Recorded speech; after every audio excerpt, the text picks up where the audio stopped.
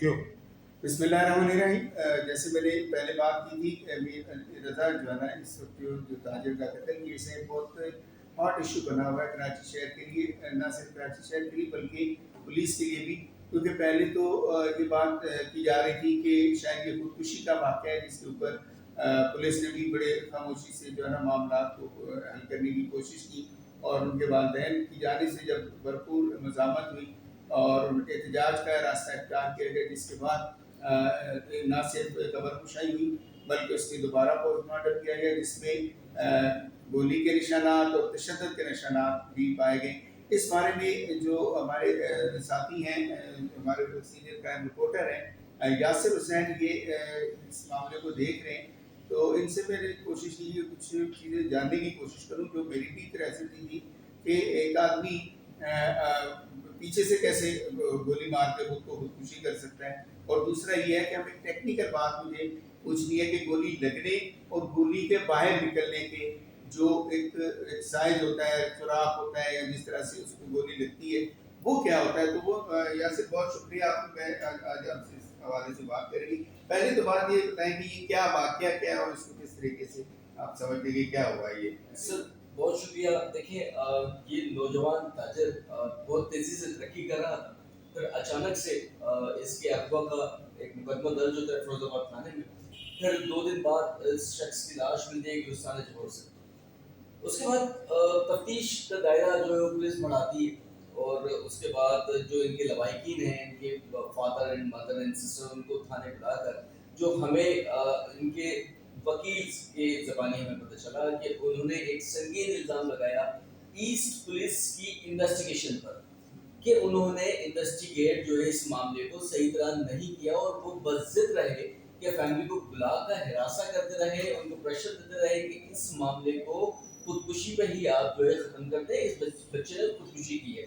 جبکہ جب باڈی ملی تو میڈیکل رپورٹ تو جب آنی تھی تب آنی تھی، مگر جب پولیس والے جب تفتیش کرتے ہیں تو ان کو اتنا تجربہ ہوتا ہے کہ وہ گولی کے نشان دیکھ کے وہ بتا سکتے ہیں کہ یہ گولی ان آؤٹ کہاں سے ہوئی ہے۔ کیونکہ جب دیکھیں گولی جب جہاں سے جسم سے لگتی ہے، اگر میرے سامنے سے گولی لگے گی تو یہاں ہول ہوگا چھوٹا،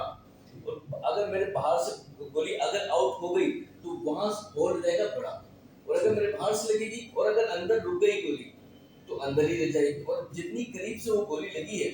تو یقیناً قریب سے لگی تو باہر سے آگے کی طرف سے وہ آؤٹ ہو گئی، تو باہر جو اس کی بیک سائڈ پہ تھا اس کے پاس اس کے جو سرکل تھا جہاں سے گولی ان ہوئی ہے وہاں جلا ہوا بھی نشان تھا، یعنی کہ گولی کو بہت قریب سے مارا گیا ہے۔ جب گولی بالکل قریب سے لگتی ہے تو وہ اتنی گرم ہوتی ہے تو وہ جس جگہ سے ان ہوتی ہے وہ جلا دیتی ہے آپ کا، تو وہ پولیس والوں کو اسی ٹائم سمجھ جانا چاہیے تھا کہ جب گولی پیچھے سے لگی تو خودکشی کا معاملہ نہیں تھا ہی نہیں۔ اور پھر سوال اٹھتا ہے ایم ایل او رپورٹ کے اوپر،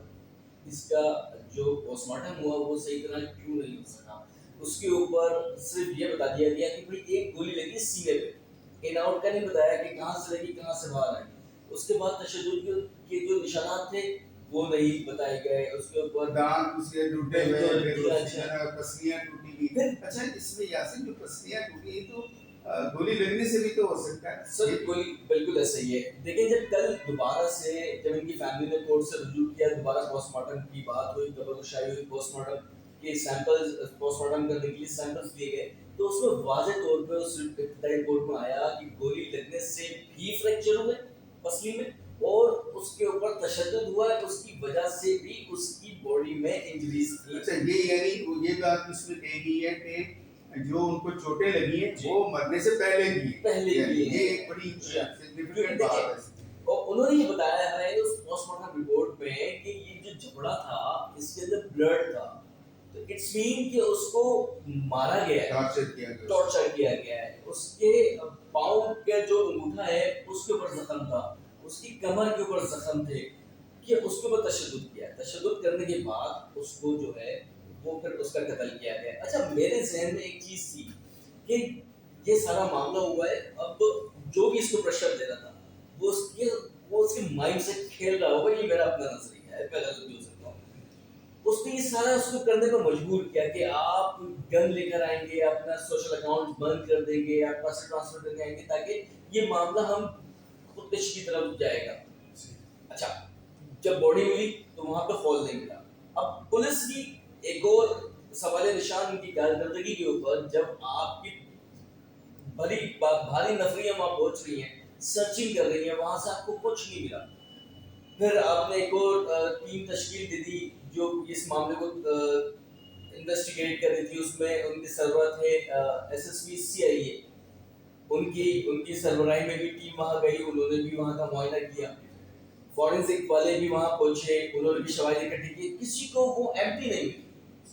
जब ये प्रेशर बढ़ता गया, मीडिया पे मुसलसल हाईलाइट होता गया, एहतजाज हुए, कि 6 दिन बाद अचानक पता चलता है कॉल मिल गया पुलिस को। ये बड़ी अजीब अजीब सी बात थी। अच्छा, इसमें क्या आपको, क्या आपका तजुर्बा क्या कहता है कि क्या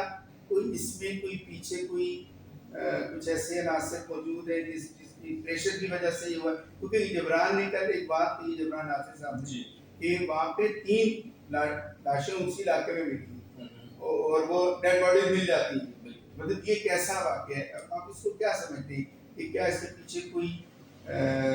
कुछ लोग हैं, बासर लोग हैं, क्या आपका सर यकीनन देखिए, अगर पुलिस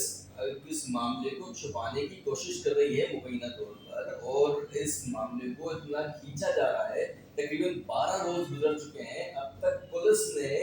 कोई ऐसा एविडेंस नहीं रख पाई सामने कि तफ्तीश का दायराकार बढ़ाते हुए वो कह तो रहे कि हमने बहुत बढ़ा दिया दायरा, मगर अब तक कोई ऐसी चीज सामने नहीं रख सकी पुलिस जिससे ये मुतमईन कर सके फैमिली को भी, मीडिया नुमाइंदगान को भी, कि भाई हमने एक तफ्तीश में ये सामने लेकर आए। अब तक ऐसी कोई चीज सामने नहीं है, तो यकीनन इस मामले के पीछे कोई ऐसा बात। अच्छा, अभी ये टीम तब्दील की है तफ्तीशी टीम, तो आपको क्या लगता है कि ये नई तफ्तीशी टीम इसको बेहतर अंदाज से? सर बिल्कुल, अल्लाह करे कि इस मामले को बहुत बेहतर अंदाज से करे, क्योंकि इसमें जो अफसरान है वो